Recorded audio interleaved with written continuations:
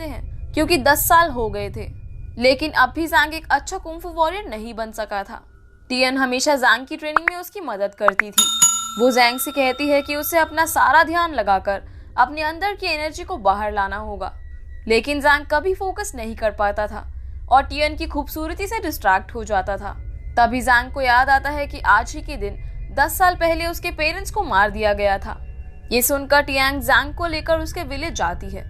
Zhang बताता है कि 10 साल पहले जब वो अपने घर वापस लौट रहा था तो उसने देखा उसके विलेज के पास बिजली का घेरा बना हुआ था। ज़ैंग के फादर, जो कि एक कुंग फू मास्टर थे, वो किसी डीमन से लड़ रहे थे और उसने एक मास्क भी पहना हुआ था।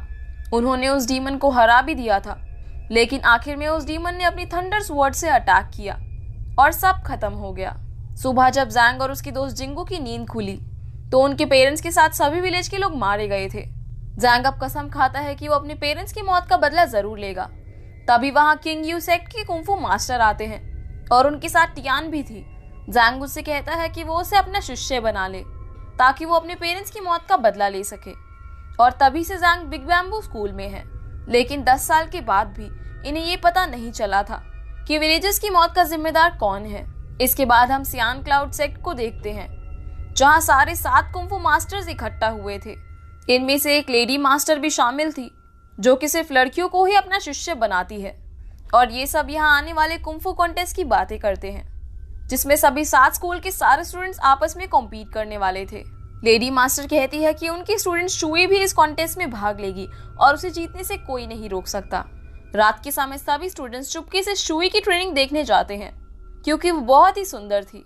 लेकिन इस धक्का मुक्की में ज़ैंग शुई के सामने जा गिरता है और उसे पनिश करने के लिए शुई ज़ैंग पर कुछ खुजली वाले इंसेक्ट्स छोड़ देती है। रात को टियान ज़ैंग के शरीर पर एक ब्लैक बैम्बू ऑयल लगाती है, जिससे उसे खुजली से राहत मिलती है।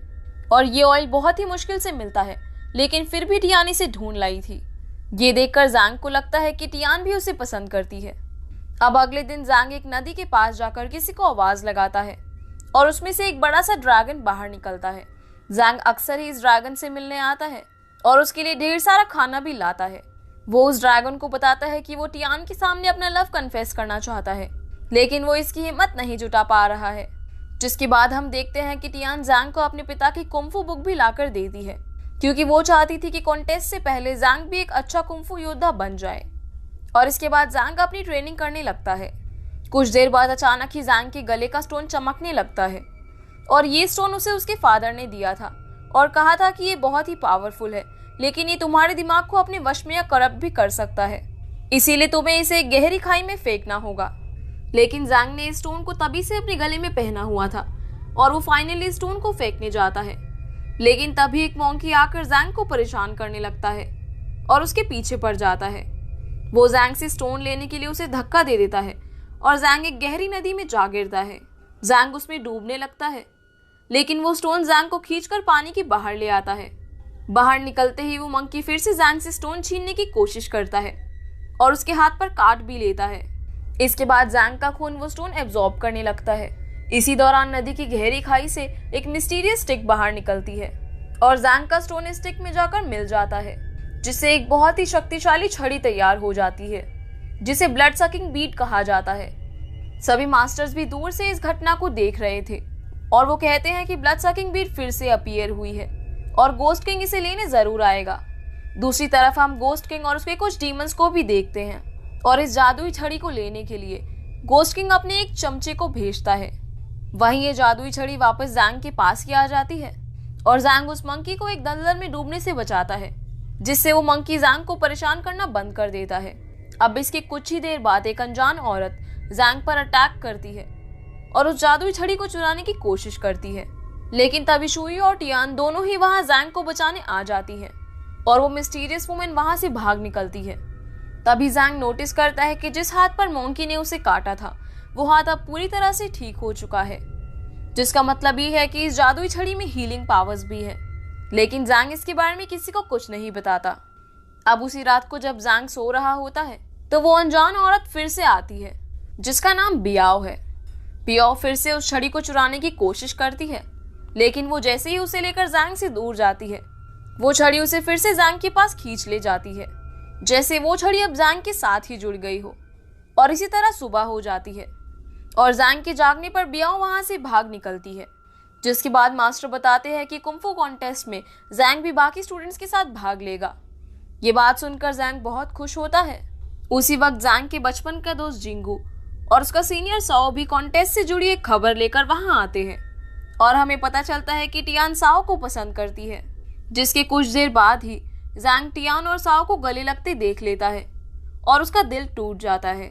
तभी वो देखता है कि कुछ लोग उसकी तरफ भागते हुए आ रहे थे। वो लोग असल में बियाओ के पीछे थे और जैंग भी उसके साथ भागने लगता है और भागते भागते वो दोनों एक गुफा में जाकर छुप जाते हैं।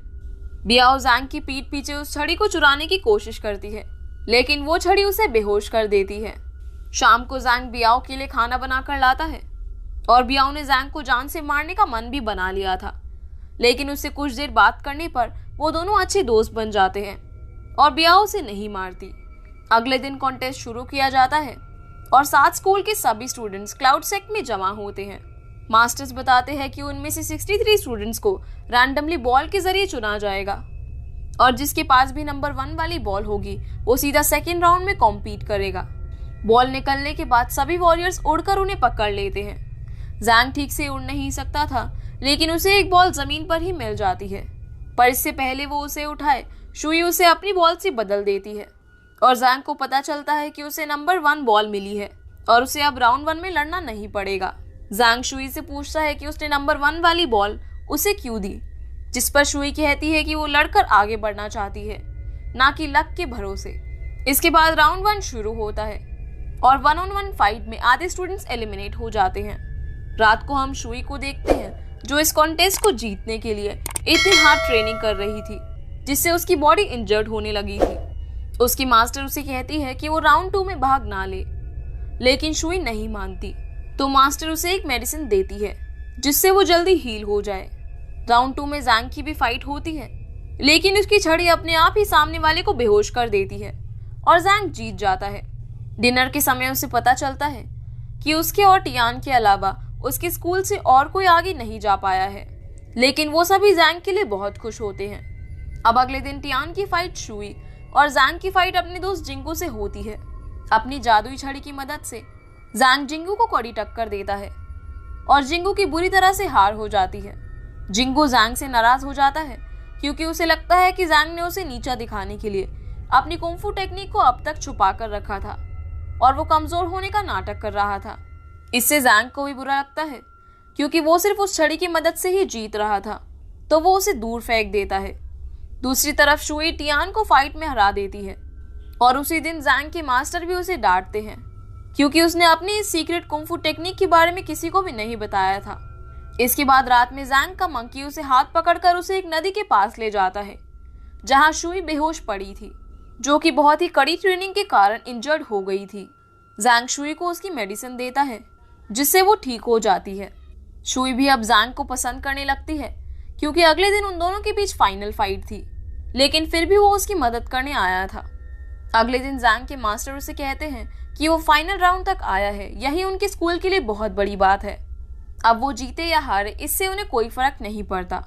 वो यही चाहते थे कि जैंग को फाइट में ज्यादा चोट ना लगे। जिसके बाद जैंग और शुई के बीच फाइट शुरू हो जाती है। बिना अपनी छड़ी के जैंग कमजोर पड़ जाता है और वो बुरी तरह से घायल भी हो गया था, लेकिन फिर भी वो हार मानने को तैयार नहीं था।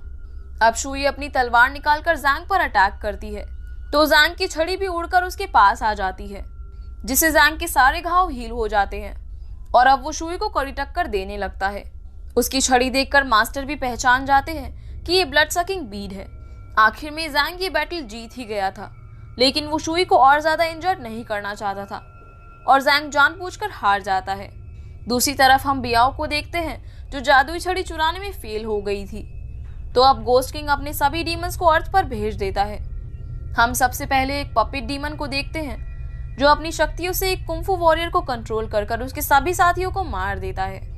जिसके बाद एक दूसरा डीमन जो सभी को अपने अंदर एब्जॉर्ब कर लेता है, और ऐसे ही कुछ और डीमंस जो किंग यून सेक्ट के स्टूडेंट्स को मारने लगते हैं। वहीं मास्टर्स को पता चलता है कि जैंग इविल कुंफू का यूज कर रहा था और उसे तुरंत मार देना चाहिए क्योंकि ये नियमों के खिलाफ है और खतरनाक भी।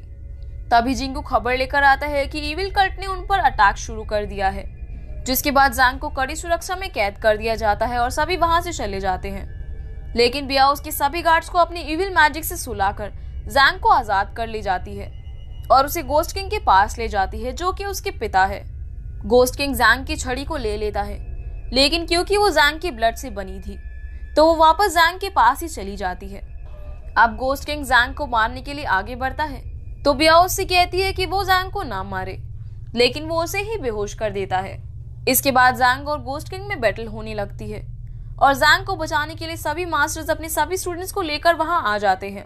सभी कुंग-फू वॉरियर्स गोस्ट किंग पर अटैक कर देते हैं, लेकिन गोस्ट किंग उन्हें बड़ी आसानी से मारते जा रहा था और इधर टियान और शुई भी बियाओ को मारने लगती है और जैंग उसे बचाने की कोशिश करता है, लेकिन वो घायल हो जाती है। इसके बाद सभी मास्टर्स अपनी थंडर स्वॉर्ड से गोस्ट किंग पर अटैक करते हैं और जैंग को याद आता है कि उस दिन भी उसके विलेज पर कुछ ऐसी ही बिजली चमक रही थी जब 10 साल पहले उसके पेरेंट्स और गांव वालों की मौत हुई थी। जिसके बाद वो सभी मास्टर्स के साथ मिलकर गोस्ट किंग को हरा देता है, लेकिन जाने से पहले गोस्ट किंग इन्हें चेतावनी देकर जाता है कि जैंग के पास एक ईविल वेपन है जिसके वश में आकर वो उन सभी की मौत का कारण बनेगा। इसके बाद सभी मास्टर्स जैंग पर अटैक कर देते हैं, लेकिन जैंग उन्हें आसानी से हरा देता है और जैंग अब उस छड़ी के कंट्रोल में आकर पूरी तरह से ईविल हो गया था। उसे ये भी समझ आ जाता है कि इन मास्टर्स में से किसी एक ने उसके विलेज के सभी लोगों को मारा था, जो कि उस दिन उनके गांव में यही ब्लड सकिंग ब्रीड लेने के लिए आया था और वो अपने ही मास्टर्स को मारने जाता है, लेकिन टियान बीच में आ जाती है।